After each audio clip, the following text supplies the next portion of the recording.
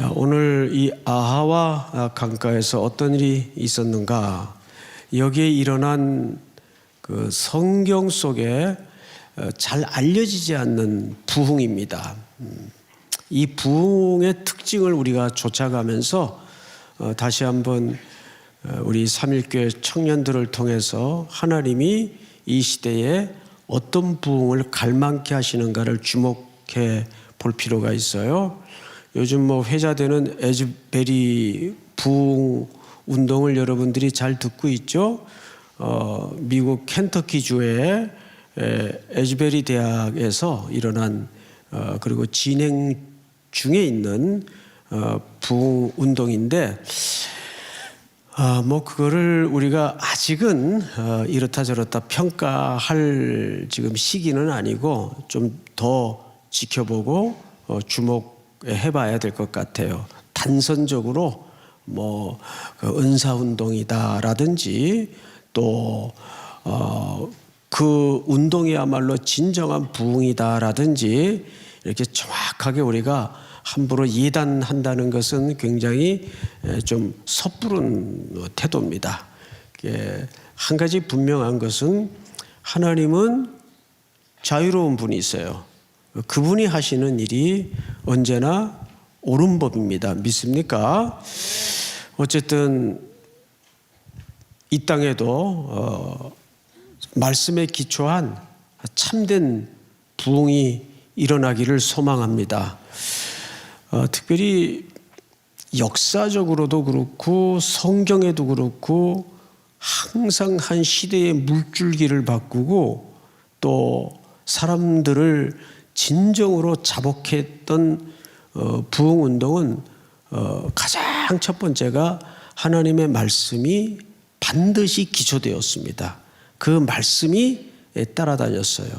1907년도 장대영 교회에서 일어났던 그 기독교 역사에 지금까지도 기록이 되어 있고 회자되는 평양 대부흥 운동도 말씀 사경회를 통해서 일어난 운동입니다.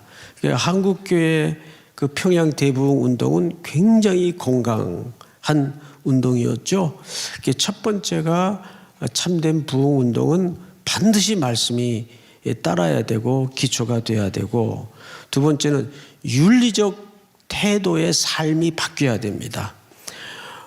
그때는 뭐 교회 중직자들도 일어나서 자기의 죄를 자복하고 또 뭐 훔친 거 다 공회 앞에서 토해내고 이런 윤리적 참된 회개 운동이 어마어마하게 일어났어요.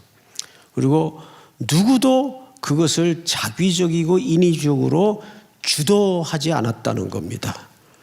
그리고 그것이 전역에서 우리 이 한반도 땅 전역에서 어느 날 갑자기 일어난 게 아니라 꾸준하게 한 1년여에 걸쳐서 하나님의 말씀을 목말라 하는 운동이 번져서 평양에 도착해 어느 날 그게 터진 거예요. 그러니까 결국 지금 가만히 하나님이 이 땅을 움직여 가시는 중요한 흐름 중에 하나가 코로나 이후에 어느 교회 할 것 없이 성경을 읽자, 말씀을 읽자, 뭐 기독교 방송이고 교회고 모두가 하나님의 말씀 앞으로 우리가 돌아가는 일 외에는 이 땅에 소망도 없고 내 인생에 소망도 없다는 그런 답을 가지고 우리가 지금 추진하고 또 애쓰고 있지 않습니까? 그래서 이런 하나님의 모아가시는 힘을 우리가 유심히 주목해 볼 필요가 있습니다. 그래서 그런 어떤 뭐 지구촌 한 곳에서 일어나는 일들에 대해서 너무 여러분들이 들뜰 필요도 없고 흥분할 필요도 없고 또 그것을 아직 열매가 나오지 않았는데 이건 사탄의 장난이다 또 이렇게 말하기도 어려운 법입니다. 그래서 우리는 오늘 이 밤에 이미 예고된 대로 에스라서의 말씀을 통해서 참된 하나님의 부흥은 어떤 그림을 가지고 있을까를 짧은 시간이지만 주목해 볼 필요가 있습니다. 보통 이제 목사님들이나 신학생들이 가장 성경 속에서 담고 싶어하는 인물이 이 에스라입니다. 왜 그럴까? 자, 7장을 좀 건너가 볼까요? 앞으로 7장을 보시면 우리 에스라서를 살필 때 이 부분도 우리 한번 본 기억이 나는데요. 10절 전체가 한번 같이 읽읍시다. 시작. 에스라가 여호와의 율법을 연구하여 준행하며 율례와 규례를 이스라엘에게 가르치기로 결심하였더라. 그래서 11절을 보면 여호와의 계명의 말씀과 이스라엘에게 주신 율례 학자요 학사 겸 제사장인 에스라에게, 학자요 학자 겸 제사장인 에스라에게 아닥사스다 왕이 내린 조서의 초본은 아래와 같으니 이렇게 되어 있죠. 그래서 많은 신학생들 또 목회자분들, 신학자들도 에스라처럼 말씀에 깊이 연구하고 준행하고 이런 삶을 좀 살면서 성도들에게 말씀을 가르쳤으면 참 좋겠다. 뭐 저도 다를 바 없겠죠. 그런 삶이었으면 참 좋겠다라는 강렬한 소원이 있어요. 그래서 이분은 아주 말씀에만 천착한 삶인 줄 알았어요. 그런데 에스라서 8장, 9장, 10장까지 이 석장에 걸친 내용들을 유심히 보면 학자이면서도 이렇게 뜨겁게 기도하는 인물을 찾아보기 힘들 정도로 굉장히 깊게 기도하는 분이었습니다. 그러니까 성경만 드립다 그냥 연구하고 덮어놓고 성경만 아는 분이 아니라 이분은 뜨겁게 가슴을 치고 기도할 줄 아는 기도의 사람이었다는 것에 깜짝 놀래요. 자, 이제 그 부분을 좀 보십시다. 7장 13절을 볼까요? 12절부터 제가 좀 읽겠습니다. 모든 왕의 왕 아닥사스다는 하늘의 하나님의 율법의 완전한 학자 겸 제사장 에스라에게 조서를 내립니다. 13절 그 조서를 한번 여러분 읽어보세요. 시작. 우리나라에 있는 이스라엘 백성들과 그들 제사장들과 레위 사람들 중에 예루살렘으로 올라갈 뜻이 있는 자는 누구든지 너와 함께 갈지어다. 예, 이 부분이 바로 1차 포로 귀환에 뒤이어서 이때가 한 60년가량이 지났을 때입니다. 그리고 이제 2차 포로 귀환 명령을 내리는 거예요. 자, 그래서 에스라가 너무 하나님께 감사해서 하나님을 송축합니다. 하나님 참 감사합니다. 그리고 이렇게 송축을 해요. 쭉 끄트머리에 27절을 보세요. 7장 우리 조상들의 하나님 여호와를 송축할지로다. 그가 왕의 마음에 예루살렘 여호와의 성전을 아름답게 할 뜻을 두시고 또 나로 왕과 그의 보좌관들 앞과 왕의 권세 있는 모든 방백의 앞에서 뭘 얻게 하셨어요? 은혜를 얻게 하셨도다. 내 하나님 여호와의 손이 내 위에 있으므로 내가 힘을 얻어 이스라엘 중에 우두머리들을 모아 나와 함께 올라오게 하였노라. 이제 예루살렘으로 올라가게 되었다. 이렇게 하나님을 송축하죠. 여기 왜 지형적으로 볼 때는 분명히 내려가는 건데 왜 올라간다고 표현을 했을까? 이유는 알겠죠? 항상 어느 방향이든지 예루살렘으로 향하는 길은 올라간다고 표현을 합니다. 왜? 거기에 하나님의 성전이 있기 때문에 북에서 가도 올라간다고 되어 있고 높은 곳에서 예루살렘으로 가도 올라간다고 표현을 합니다. 그것이 정확한 표현이고 이유입니다. 자, 그래서 백성들이 돌아오는데 8장 1절서부터 14절까지는 그 명단들이에요. 명단. 2차 포로 때. 그런데 참 안타까운 것은 1차 포로 귀환 때보다 이 2차 포로 귀환 명단을 쭉 합해보면 10분의 1도 안 돼요. 인원이 확 줄었어요. 10분의 1밖에 안 돼요. 그래서 15절을 잘 볼까요? 오늘 본문이죠. 내가 무리를 어디로 모읍니까?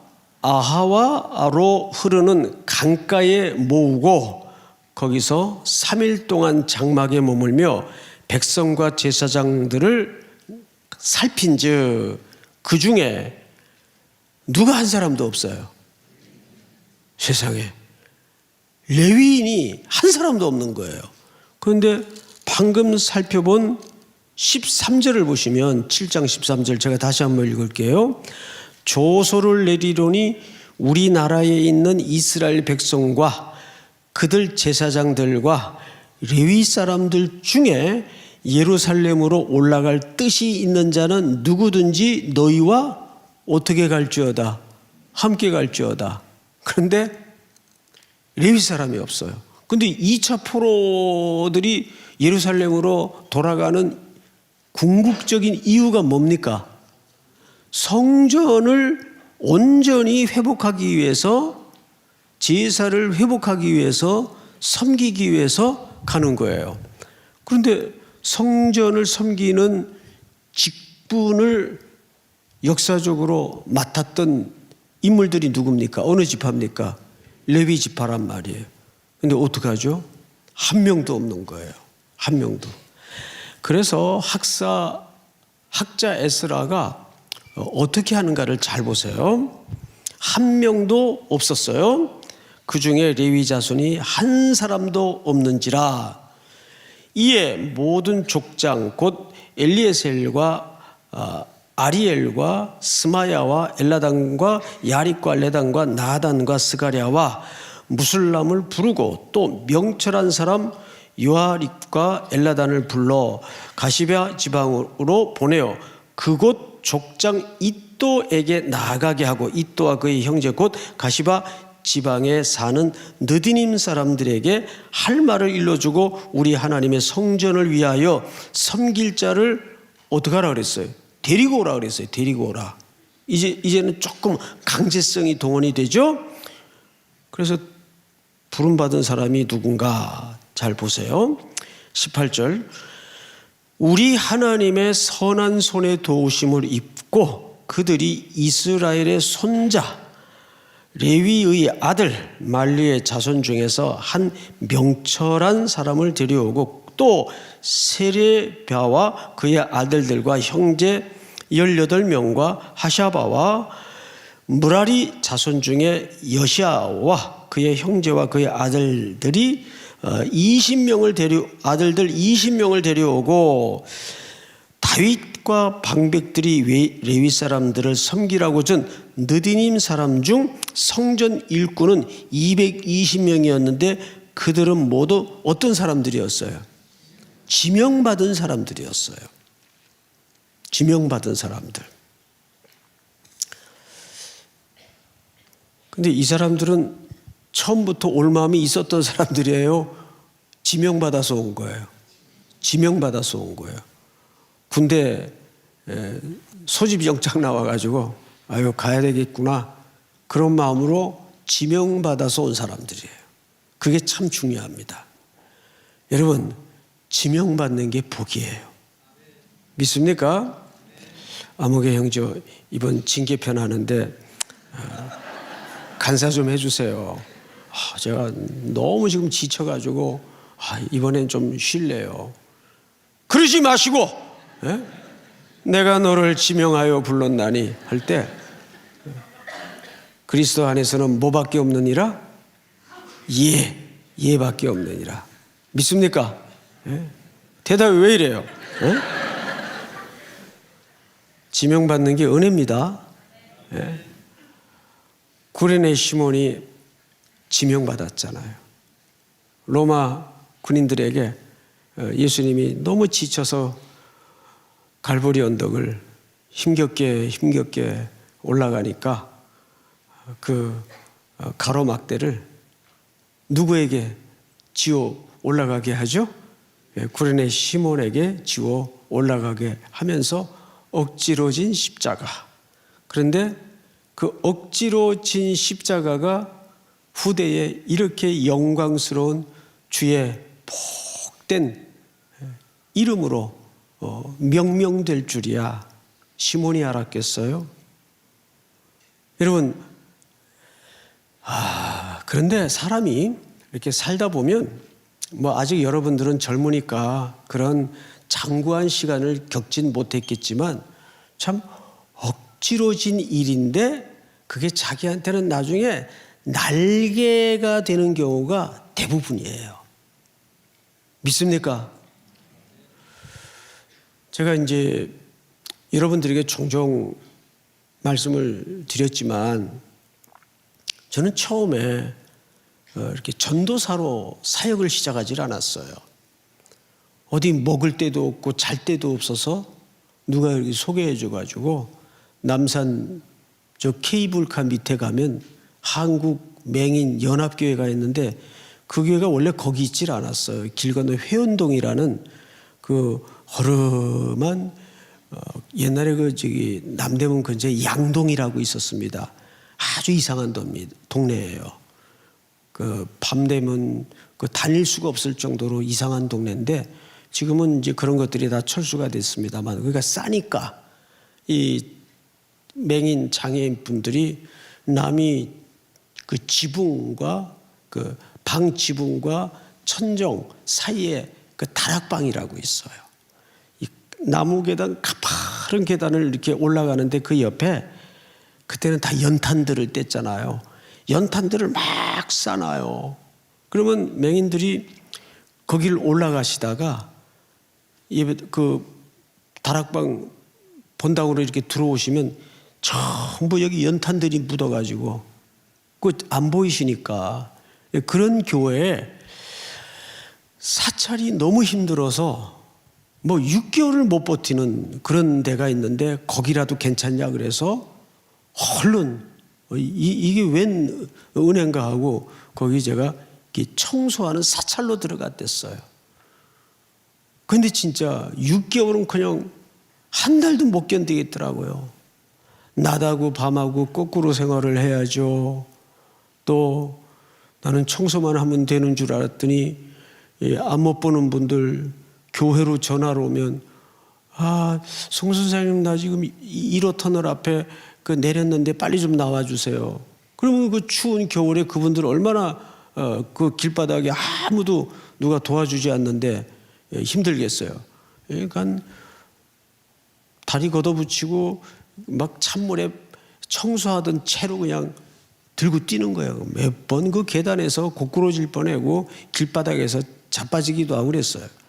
그러면 이제 가가지고 그분 모시고 또 교회 이렇게 안내해드리고 또 남은 청소하고 그리고 낮하고 밤하고 거꾸로 생활을 하고 이러니 견디질 못하죠. 그렇게 생활하기 시작한 게 어찌어찌 그 맹인 청년들 또 학생들하고 13년을 부딪히면서 지냈네요. 그때는 이런 생각도 했어요. 남들은 다 이렇게 번듯한 교회 다 넥타이 매고 양복 입고 이렇게 전사님 이러고 대접도 받으면서 교육자처럼 생활을 하던데 나는 이게 뭘까? 이래가지고 옳게 교육자 훈련이나 받겠나? 그런 생각을 하면서 그저 어떻게 하면 여기를 좀 빠져나갈까? 그게 3년이 넘어가더라고요. 그러니까 몸도 마음도 지치고 망가지죠. 그런데 이제 결국은 몸이 너무 망가져서 거기 사역을 중단하고 이제 맹학교만 거의 한 13년을 다니게 됐는데 훗날 제 목회의 긴 인생 속에 그 억지로 졌던 기간이 십자가를 졌던 뭐 십자가도 축에도 저는 아니지만 억지로 졌던 그 기간이 저를 다듬었고 저를 만들었고 제가 그분들을 도와드렸던 조그만 수고보다 1000배, 10,000배로 하나님이 되돌려 놓으시는 것을 봤어요. 참 놀라울 정도예요.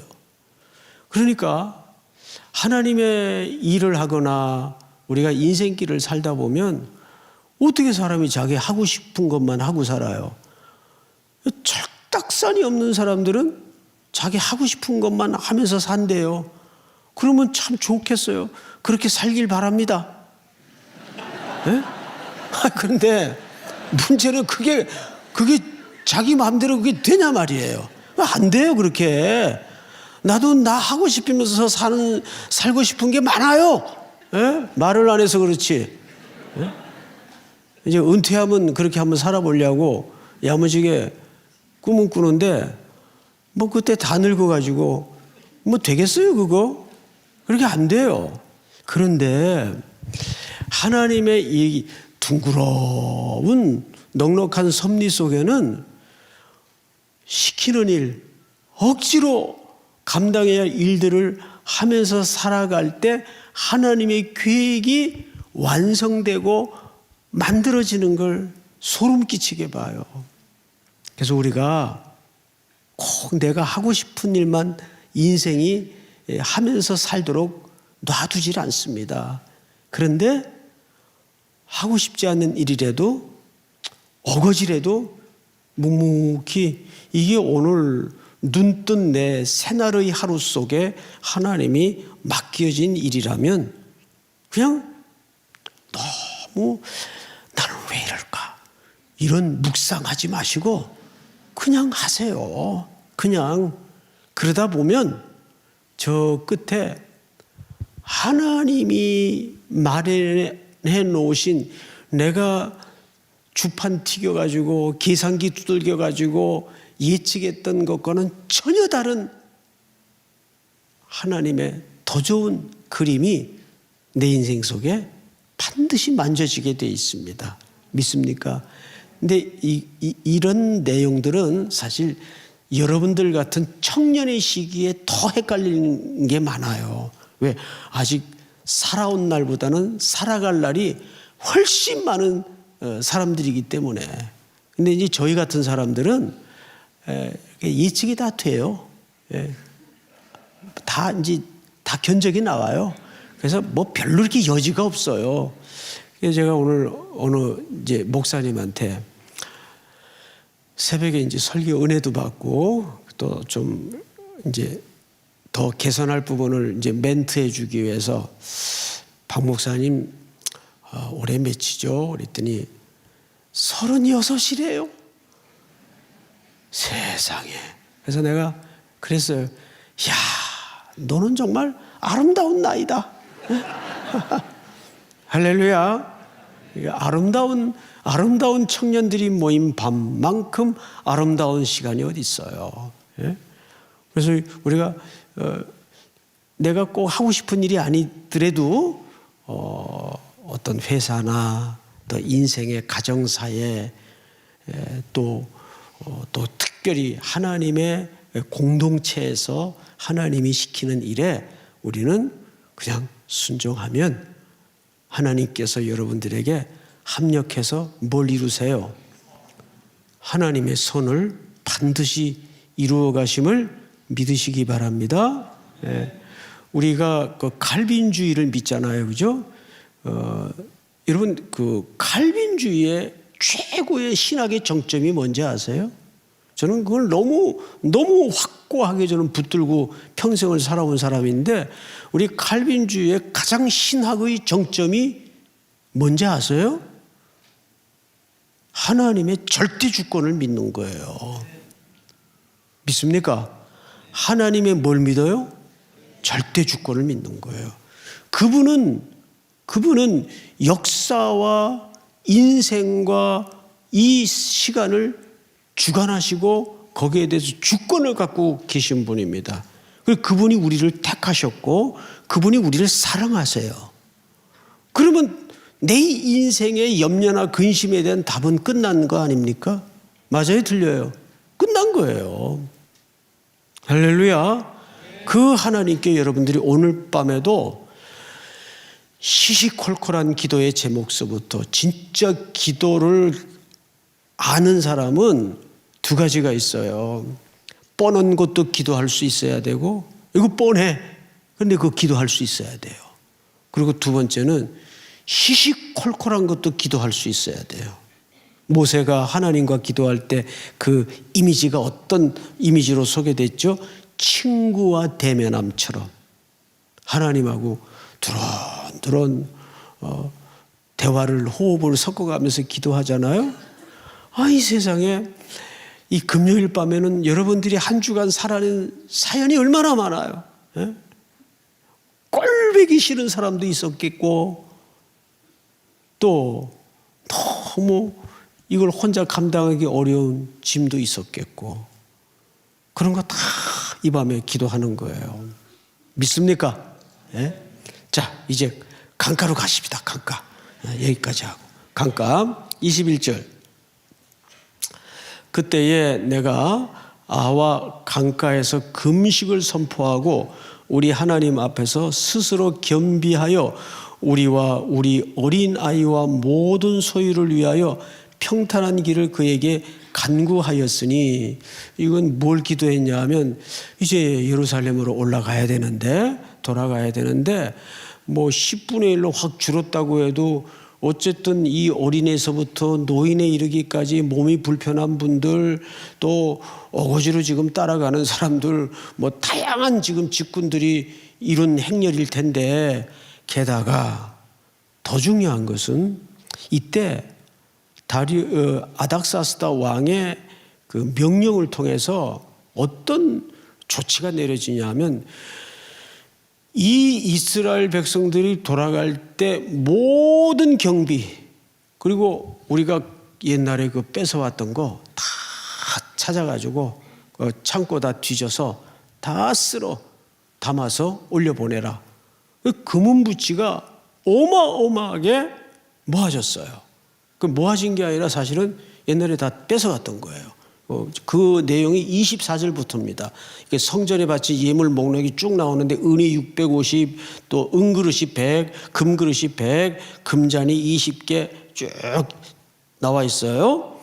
자, 30절 한번 읽어볼까요? 30절 시작. 이에 제사장들과 레위 사람들이 은과 금과 그릇을 예루살렘 우리 하나님의 성전으로 가져가려 하여 그 무게대로 받으니라. 그 보세요.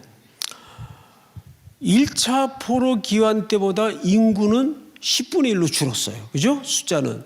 그런데 가져갈 거는 어마어마하게 지금 많아요. 그러면 저 북쪽 페르시아에서부터 예루살렘까지 거의 한 달 반이 걸리는 어마어마한 힘든 여정이에요. 위험할까요? 위험하지 않을까요? 위험하고 말고요. 게다가 이 소문이 그 제국 전체에 쥐도 새도 모르게 살짝 빠져나가게 할까요? 소문이 다 났을까요? 뭐 한두 명이 움직이는 것도 아닌데 소문이 벌써 다 났죠. 그러면 더 위험한 일들이 도사리고 있는 건 불을 보듯 뻔한 일이에요. 그런데 이 왕이 어떤 조치까지 미리 예고를 했는가 하면, 군사를 원하면 군사 보호 조치도 다 해줘라, 도착할 때까지. 그런데 여기 우리가 눈여겨볼 중요한 대목이 하나 있습니다. 성경을 보세요. 22절인데, 이는 우리가 전에 왕에게 아뢰기를 우리 하나님의 손은 자기를 찾는 모든 자에게 선을 베푸시고 자기를 배반하는 모든 자에게는 권능과 진노를 내리신다 하였으므로 길에서 적군을 막고 우리를 도울 보병과 마병을 왕에게 구하기를 뭐하였음이니라? 부끄러워하였다. 이게 무슨 뜻인지 아시겠죠?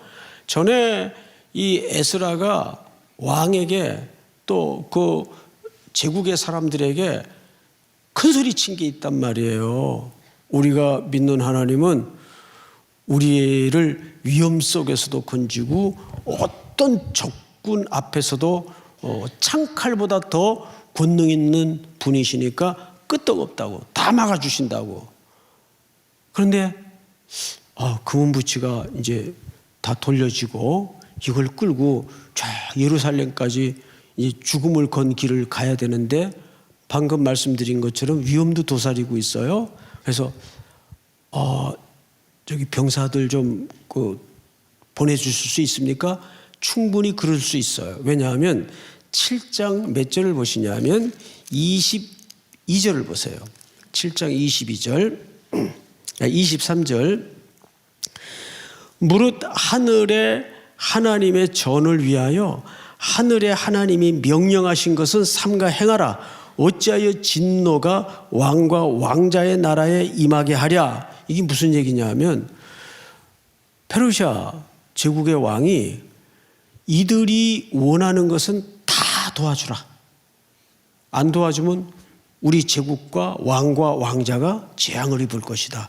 그러니까 이것은 사실 하나님에 대한 신앙으로 이런 조치를 한 것보다는 다원론적인 이 다신론자들의 그런 종교심으로 이런 보호 조치를 내린 겁니다. 그리고 에스라는 놀랍게도 왕에게 무엇을 구하든지 그 왕이 들어주는 인물이었어요. 그러니까 만약에 에스라가 이제 그 금은부치와 이 백성들을 데리고 위험한 죽음을 건 길을 가야 되는데 군사를 좀 내주십시오. 할 수 있어요, 없어요? 당연히 할 수 있죠. 그런데 그거를 안 하겠다는 거예요. 왜? 큰 소리 쳐놓은 게 있기 때문에. 여러분 같으면 어떡하겠어요? 그래도 그건 그거고. 이게 이제 소위 우리 신앙인들의 딜레마잖아요. 그건 그거고 이건 현실인데 그래도 이 군대가 좀 도와줘야 강도 떼들한테도 보호를 당하고 그 거칠은 사막을 통과해야 되는데 무슨 일을 만날지도 모르고. 그런데 왕에게 그것을 구하는 걸 부끄러워했어요. 그래서 구하지 않았어요. 과연 어떻게 됐을까요? 네? 다음 주에 하면 김새니까 우리 31절을 보세요.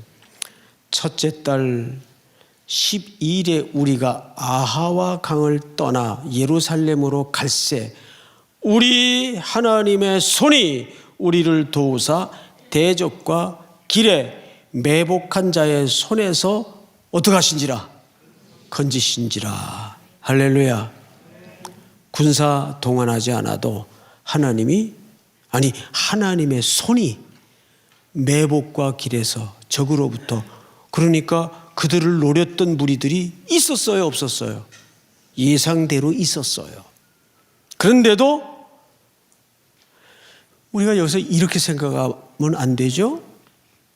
아와 강가에서 이 에스라가 백성들과 함께 금식기도 하니까 하나님이 이렇게 들어주셨구나. 맞아요. 그런데 그 이면에는 더 근본적인 이유가 어디 있었습니까? 하나님의 손이 하나님의 백성들에게 덮여 있었어요. 믿으십니까? 하나님의 손이 하나님의 백성들 위에 함께 있었어요. 계속 무슨 표현이 나오냐 하면 18절 보세요. 우리 하나님의 선한 손의 도우심을 입고, 22절 보세요. 이는 우리가 전에 왕에게 아뢰기를 우리 하나님의 손은, 또 쭉 내려와서 오늘 31절 보니까 우리 하나님의 손이 우리를 도우사. 할렐루야. 물론 그들이 기도해서 하나님이 보호하셨다고 말해도 틀린 말은 아니지만 근본적인 이들의 형통과 은혜가 하나님의 손에 임재해 있었습니다. 믿습니까? 그렇지만 우리는 뭐 한 거예요? 이 백성들은 아하와 강가에서 하나님께 그 은혜를 구한 겁니다. 그래서 뻔한 것도 기도할 수 있는 게 진짜 믿음이에요. 이것이 계산적이고 합리적으로 논리적으로 답이 정해져 있다 할지라도 하나님, 이것은 하나님의 은혜 없이는 절대 안 됩니다. 이게 진짜 믿음이란 말이에요. 이게 주권을 믿는 믿음이란 말이에요. 믿습니까? 오늘 이 아와 강가의 이 기도 응답의 사건이 여러분들 또 한 주를 살아내고 또 이겨내는데 굵은 근거가 되고 기초가 되는 말씀이 될 수 있기를 주님의 이름으로 축원하고 축복합니다. 우리 85장 찬송 한 장 드리죠. 구주를 생각만 해도